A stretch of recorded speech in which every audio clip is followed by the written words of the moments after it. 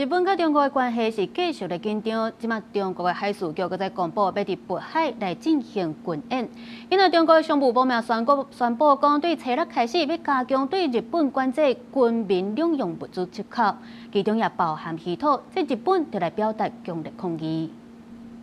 中日紧张关系还未断好，中国搁对日本发动新一波的经济打击。中国商务部初次公告，对原产地日本主要用在半导体制成的各类细环发起反倾销调查。经济界阁宣布，即马开始加强对日本管制出口军民两用物资，建议中方的清单品项有1005項，其中包含稀土。我が国のみをターゲットにした今般の措置というものは、国際的な慣行と大きく異なり、決して許容できず、極めて遺憾であります。外務省、経済産業省及び在中国大使館から中国側に対してその旨の申し入れを行い、強く抗議するとともに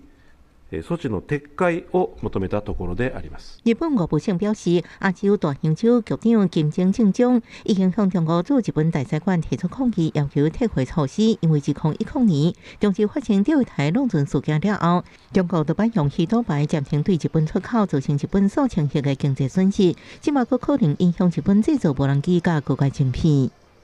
中方依法依规采取措施，完全正当、合理、合法。我们敦促日方正视问题根源，反思纠错，撤回高市早苗首相的错误言论。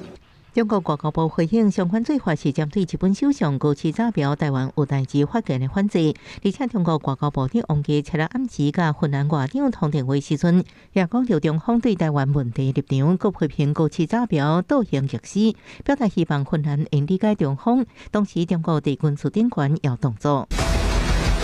中国官方媒体央视报上强军真正在军舰甲黄海海峡展开自控制了第一摆海上训练的画面。中国海事局也公布，初7中到初8下晡6点，搁在渤海部分海峡进行军事演习，针对日本的意味正大。记者综合报道。